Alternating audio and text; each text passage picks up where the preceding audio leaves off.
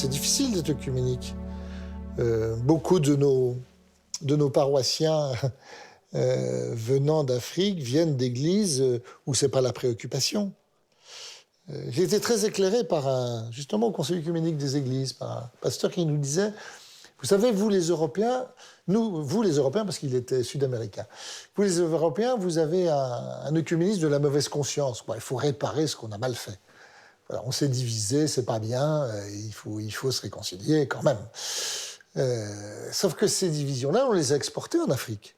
C'est terrible comment elles ont été exportées en Afrique au moment avec la colonisation. Et il nous disait, faites attention parce qu'en Afrique, la diversité des églises, c'est une chance. Je peux choisir celle qui me convient. C'est-à-dire le lieu où je vais pouvoir m'aimer les uns les uns, sans éprouver du tout le besoin de m'aimer les uns les autres.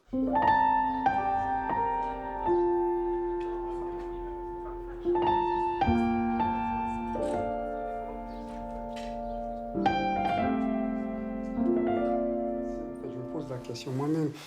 Moi, j'ai quand même une question à poser aux catholiques, en tant que protestante. Concrètement, aujourd'hui, comment, vous, par exemple, en tant que prêtre, comment vous gérez ces cas? Parce que j'imagine qu'il doit y avoir des cas des divorcés remariés.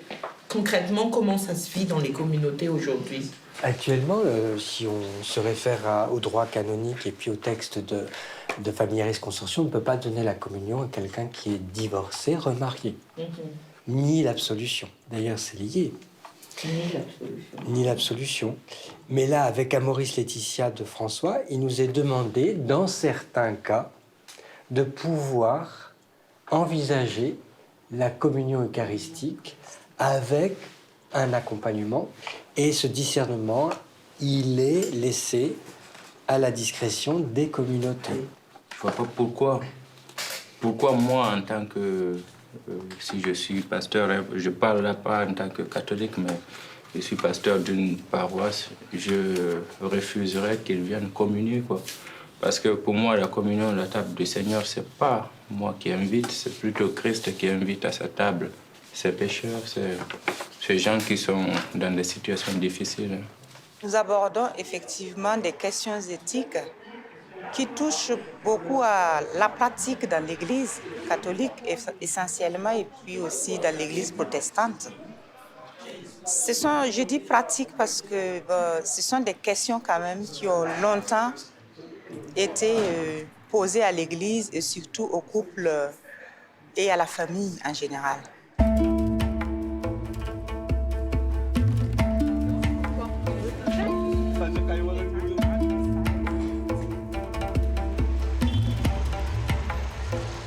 Ici, je pense, un musulman, quand il te voit, il ne te pose pas la question, est-ce que tu es chrétienne, tu es catholique ou tu es protestant. Il ne te demande même pas si tu vas au culte ou à la messe. Ce qui importe pour lui, c'est de savoir que tu es chrétienne. Et pour moi, dans ma mission, surtout auprès des migrants, c'est ce message-là que je porte, c'est de dire qu'on enlève toutes les barrières confessionnelles, tous ces débats dogmatiques qui entourent notre religion, et de témoigner, d'être là, présent, porter une fois ce témoignage du Christ qui finalement est le pivot de tout le christianisme et qui unifie.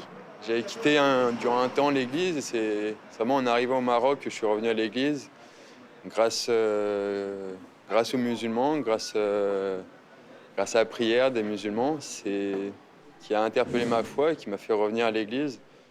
Nous sommes au Maroc. On ne fait pas de la théologie hors sol. On fait de la théologie chrétienne, catholique et protestante, mais dans un pays, dans une région musulmane, dans un pays dont le roi est le commandeur des croyants. On ne peut pas passer à côté de cette belle religion qu'est l'islam. Et en même temps, comment oser créer quelque chose ici sans froisser? Comment, dans notre manière d'enseigner, mettre...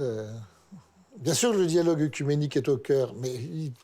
ce serait absurde de faire du dialogue œcuménique sans en même temps faire du dialogue islamo-chrétien et sans s'initier au dialogue islamo-chrétien. C'est tellement urgent aujourd'hui dans notre monde.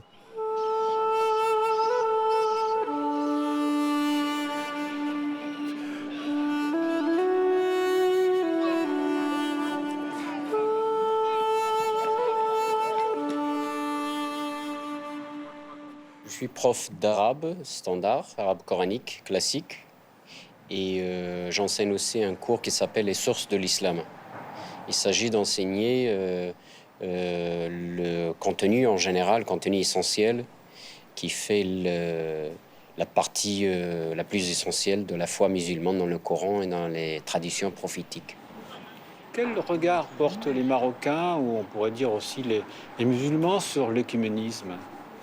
Ça dépend de quel type de musulman on est. Il y a des gens qui sont tellement ouverts et qui sont en fait des habitués de notre centre. Alors légalement, ils ne peuvent pas prendre des cours ici, mais ils viennent ici pour nos conférences. Nous avons un grand cycle de conférences, donc ils sont des fidèles. C'est très important pour eux d'arriver à penser l'autre, à penser l'altérité. Mais il n'y a pas que ça, il y a aussi une mentalité marocaine qui est un petit peu plus fragile dans son regard à l'autre. Donc il y a quand même du soupçon, il y a une fragilité quelconque, il y a un questionnement, c'est-à-dire un grand point d'interrogation sur ce qu'on fait et notre but ici. Mais nous, on essaie toujours d'être vraiment très clair là-dessus et de dire qu'on était ici pour un dialogue et pour la conversation, pour la discussion, qu'on ne fait pas de prosélytisme, pas du tout, et qu'on est une institution académique plutôt qu'autre chose. Depuis un an maintenant, ces contacts avec le pays, avec des professeurs qui viennent enseigner ici, avec des institutions avec lesquelles nous travaillons, par exemple l'Université internationale de Rabat, eh bien, ces contacts s'intensifient. Et tout dernièrement, nous avons été sollicités par une institution religieuse qui s'appelle la Rabita des Oulémas, qui est une institution très importante ici, très prestigieuse, pour répondre à une demande de créer un cours. Et donc, il y a une trentaine d'étudiants marocains qui vont venir participer à ce séminaire, qui présente le christianisme, qui présente le judaïsme et qui réfléchit à la manière de faire dialoguer ces traditions religieuses. J'ai eu des cours d'islamologie, ce qui me permet aussi de découvrir l'autre, de voir comment il réfléchit, de comment il voit sa foi, il vit sa foi. Depuis que je suis ici à l'Institut, je ne fais que me déplacer en fait dans ma réflexion, dans ma spiritualité. Mais ça ne change pas en fait la foi que j'ai. Du moment qu'on est convaincu de notre foi, ça ne nous empêche pas de connaître l'autre. Au contraire, c'est toujours enrichissant, je pense.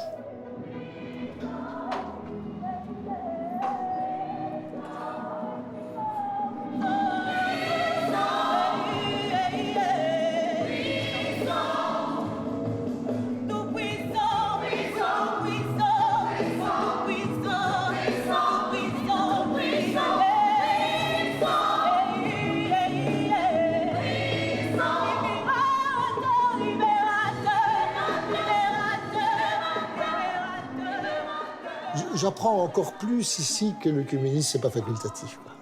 C'est dans l'Église, et depuis Vatican II, c'est pas une matière à option. Et je regrette que tant d'églises négligent ça en disant de temps en temps, on fera une petite semaine de l'unité en passant. Là, la grâce de Dieu fait que nous sommes au défi de l'être et de l'être constamment.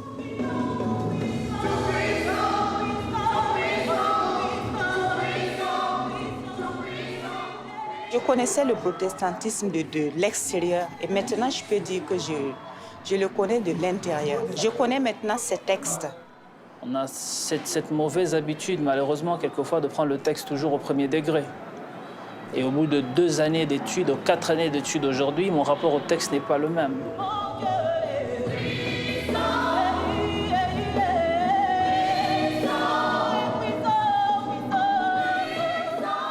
Il y a une urgence qu'ici ou là, et surtout sur ce continent en Afrique, on puisse créer des lieux où on apprend à se connaître et à se rencontrer, et non pas à s'affronter.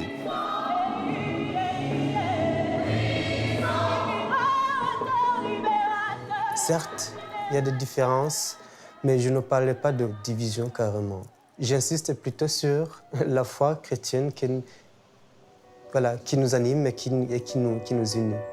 Passer 4 années à l'Institut Al-Mouafaka, nous permet de voir en l'autre non pas un danger mais une chance.